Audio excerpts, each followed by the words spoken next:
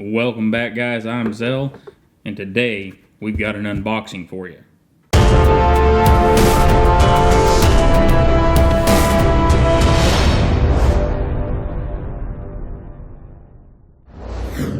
Alright, so I'm sure you guys read the title, so you know what we're unboxing, so let's get into it.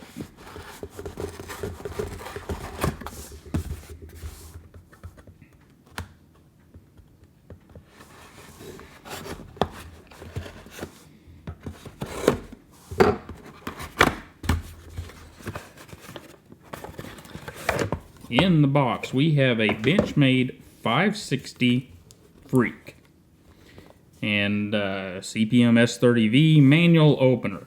Before we get it completely out, I want to just give you some my feelings on this, I guess.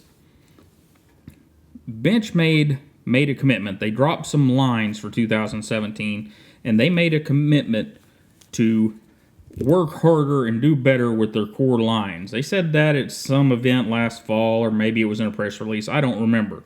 But this is the first of their new line, their 2017 stuff that I've been able to get a hold of. So we're going to find out.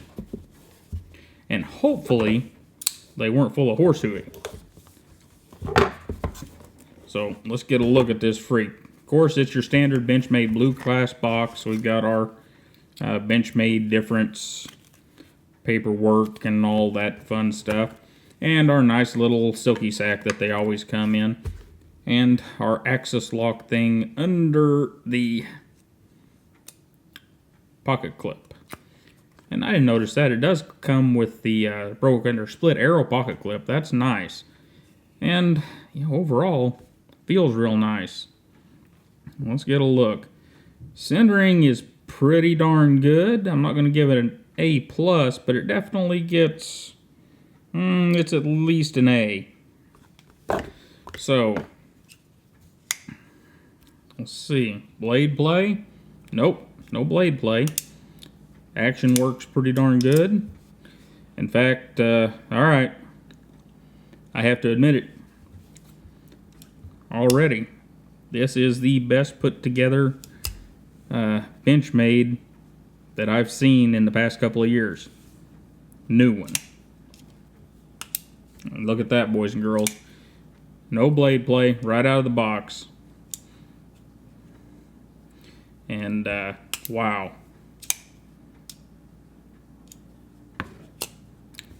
Impressive. Anyhow, so let's go over the Freek. And this isn't to go over all of the specs and everything.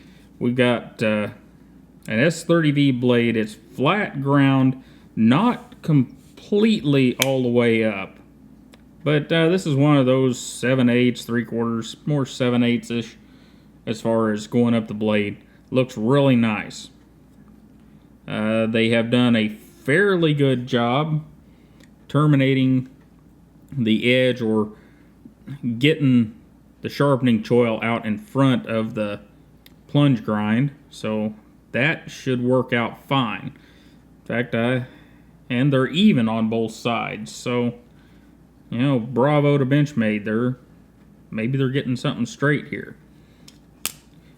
So, feels good, works good. Got a big lanyard hole down here at the end, standard Benchmade pocket clip holes, so you can put any Benchmade clip on it you want. And hang on, we'll compare this to a Griptilian. Alright, there's our standard Griptilian. Well, actually it's the HG model. I have a standard one here too, but it's in a set of AWT scales. Our standard Griptilian, standard handle set. The new one's a little nicer. Feels good in the hand for sure. It's got a bit of a rubbery feel to it. And oddly, it's the opposite of what I would have thought looking at the knife. The black area here has the rubbery feel to it. The gray area here is harder. But it's your standard Benchmadiness. I mean, this thing is, it is what I thought. It's a new Griptilian, basically. I don't know that they'll ever quit making the Griptilians, but this is kind of, I don't know if you call it a replacement for it, or an excuse to drop the price a little bit. So anyhow, let's lay these out here. Here is our 550HG and a representation of the standard 551. And as you can see, our blade profile is different. This is more of the Ritter style blade profile that they've used in the Griptilians. And other than that, size, shape is very close. Handle shape is slightly different, more angular, got a bit of a choil here, but overall very, very similar. And it's very similar in size, blade length, everything is right in there. So my guess is that this is an excuse for them to maintain the Griptilian line the way it is. Maybe we'll see a price drop in the 154 CM Griptilians. That would be beautiful. And just noticed that while we had them out there, this is a first production number 340 of 1000. That's kind of cool. Didn't expect that. But very interesting knife. Standard Benchmade construction though. We've got two halves. It appears that we have the FRN and then this rubbery feeling stuff is an overlay on the gray FRN. And if you want to stick around for a moment, we'll take one of the scales off and see what we've got in there. Alright. So, my guess is we've got T6. Yes. Better try T7 just to be sure. Benchmade can be goofy like that. Nope. T6 there, so we'll pull the body screws out. There was just a little bit of Loctite. It's the light colored industrial Loctite, so it's somewhere around the medium thread locker compound. And that's a good thing. Okay, this is interesting. That screw goes directly into our blade stop. Okay, so we got the screws out there, and I think we're really going to try to get the other side off is what we're going to do. So probably should have left that blade stop screw in and took it off over here. What do you think?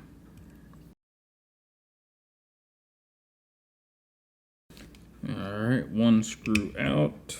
Oh, yeah, we need to take that one out because that will be connected to the liner.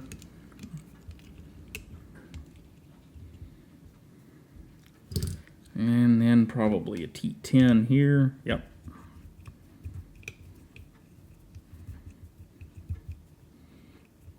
Alright. No Loctite that I can see on the pivot screw. Alright, so we have a very full-size Griptilian-ish setup here. We've got probably a little less than half liners, and here's the inside of our scale. So very, very Griptilian-ish. This whole knife is very Griptilian-ish. However, in a Griptilian, this liner is a thinner material, and it goes further down. Is that a big deal? I don't know. Only time and use will tell. I'm going to go ahead and put this guy back together.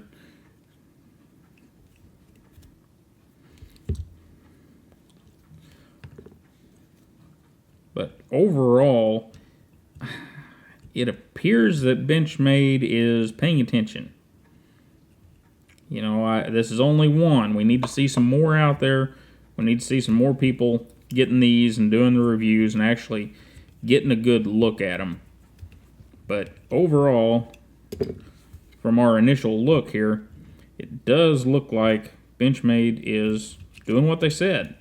You know, if we could get some people, I don't know, here in a few months, or order them straight from Benchmade or something to get some Griptilians, that might really tell us what was going on with Benchmade.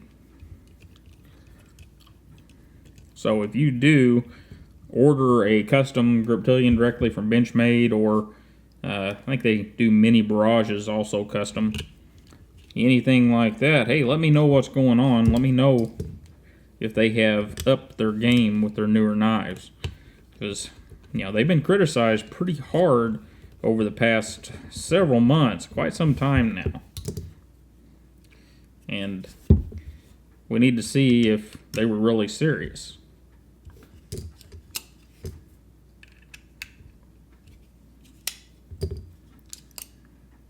Okay, so we still have, just like we did earlier, we have that slight Benchmade. It's ever so slightly off center. That seems to be a consistent. It's always to the right. I think if you get a good look at that one, it's the same way. You know, this one is not. It splits the threads right down the middle. But that slight off center to the right seems to be like a Benchmade trademark. But anyhow, that was a look at the Benchmade 560 Freek. And if I get the pivot set right, let's see if we got any blade. Nope. It appears that it's going to be a good one, guys. You know, they're priced right now at about $105, and I would expect that that price will be fairly consistent. We'll see it at, I don't know, somewhere right around $100. They may float in somewhere 90 to 110, depending on options, as options come available, because I kind of expect that we'll see some options and whatnot, because like I said, I really think this is a knife that Benchmade intends to have take the place of this guy, at least in the pricing structure. I don't think the Griptilian will go away. We'll find out later, but so far, the Freek's pretty nice. I do like the way it feels in my hand. I'll put some use on this guy, and we'll talk about it in a full review here in a few weeks.